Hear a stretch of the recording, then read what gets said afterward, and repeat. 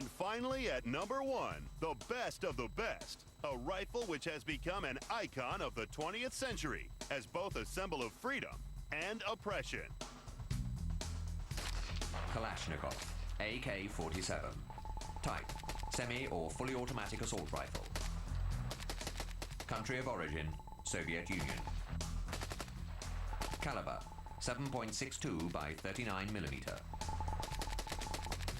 Cartridge capacity, 30 rounds. Muzzle velocity, 2,329 feet per second. Rate of fire, 600 rounds per minute. If I had to go to a planet, an unknown planet, and I was allowed to take one firearm, it would be an AK-47. When Western civilization melts down, I want an AK-47. The AK-47 is the Lord of War. It probably caused the most death of any single weapon system produced ever. When you feel that click, you know you got 30 rounds of rock and roll. With over 50 million built worldwide, the AK-47 is a firearms legend. Its designer was Mikhail Kalashnikov. A Soviet tank sergeant, he devised the weapon while recovering from wounds sustained on the Eastern Front in World War II. Mikhail Kalashnikov was an inveterate tinker. He's self-described as the kind of guy who couldn't look at a door lock without wanting to take it apart and put it back together. As he's recuperating in hospital, he comes up with the idea for a self-loading rifle. And in 1947, it is approved as the new small arm for the Russian infantry, hence its designation AK-47, Automatic Kalashnikov 1947 pattern. Built on the same principles as the German Sturmgewehr, it chambered an intermediate round and was built from stamped parts. Easy to produce and relatively cheap, the AK-47 looked clumsy. But when tested, it was supremely reliable. And to soldiers, that reliability meant something. What can you do to an AK-47 to make it stop firing? Not a whole lot. Maybe drive over with a tank. The AK, you can bury it in sand, you can bury it in mud, you can abuse it to the degree where it's covered with rust and it will still work. That weapon is going to keep you alive. Cleaning the AK-47 was also easy. You pop off the machinery cover. There's the guts. They're real simple. You don't need Q-tips. You can use your finger and a towel, a rag. I saw Afghans clean their AK-47s. They just tie their bootlaces into a multiple of knots, dip them in motor oil, and yank them through the barrel. And that was clean enough. But what made the AK-47 a universal killing machine was the ease with which soldiers could be trained to use it. It was said in the 70s that a child's first weapon should be a Kalashnikov because he couldn't go wrong with it. He couldn't make it not fire. If I were to take an American soldier out today, I could get him to field strip, clean, and take care of an AK in about 4 hours. The M16, I'm going to have to take a week. It's that simple.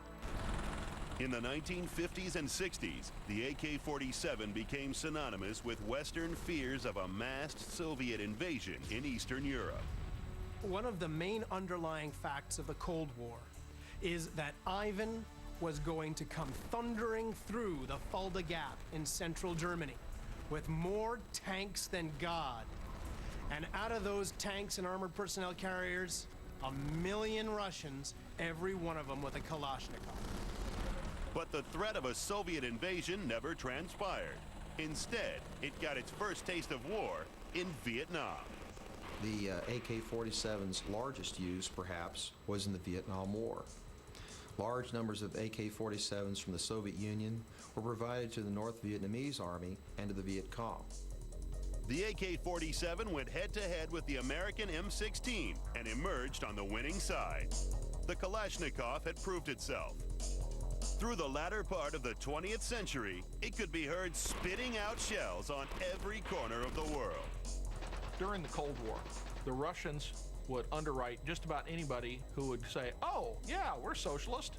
We hate the United States. They would throw Kalashnikovs at them. And so we have Kalashnikovs everywhere. During the PLO's high-profile terrorist activities of the 1970s, the Kalashnikov was always in the news. In Afghanistan, Soviet troops and the Mujahideen went toe-to-toe with AK-47s. And in guerrilla wars across Africa, the clatter of the AK has resounded. As a result, it has become more than a weapon. It has become an icon. If there's a single thing that represents the heyday of Soviet revolutionary expansionism, it is the AK-47. It becomes, next to Che Guevara's image on the high school student's t-shirt, the iconic image of the 1960s and 70s. It is everywhere. It's on the flag of a country, of Mozambique, because it was so central in their revolution. And so Americans have grown up seeing the AK-47 as the bad guy's gun. People don't like the looks of the AK. It's an ugly gun. You can't picture John Wayne carrying an AK-47. Would he carry one? Probably. He was a practical man. In 1974, the Kalashnikov was updated. The AK-74 fired a 5.45 millimeter cartridge and had a longer effective range of 550 yards. A muzzle brake was also added, giving it a slightly greater overall length than the AK-47. 3 decades later, it has survived the disintegration of communism to remain the Russian gun of choice. The Russian military still uses the weapon and is still product testing newer versions of the same weapon. They may put newer stocks on it and try to make some small improvements, but it's still the same action that the Soviet tank sergeant designed at the end of World War II. Along with the AK-47, the AK-74 has continued to pop up in small wars, terrorist attacks, and criminal activity worldwide. The AK-47 is the consummate assault rifle, and it will be around long after all of us have dissolved into dust. As long as there's ammo available, they'll be used. The AK-47 is an indestructible, universal killing machine. Hardly surprising then that it scores top marks for combat effectiveness. Handling is excellent. Service length is excellent. Innovation is excellent. Accuracy is average, but the Kalashnikov compensates for this with its ability to unleash a lethal wall of lead.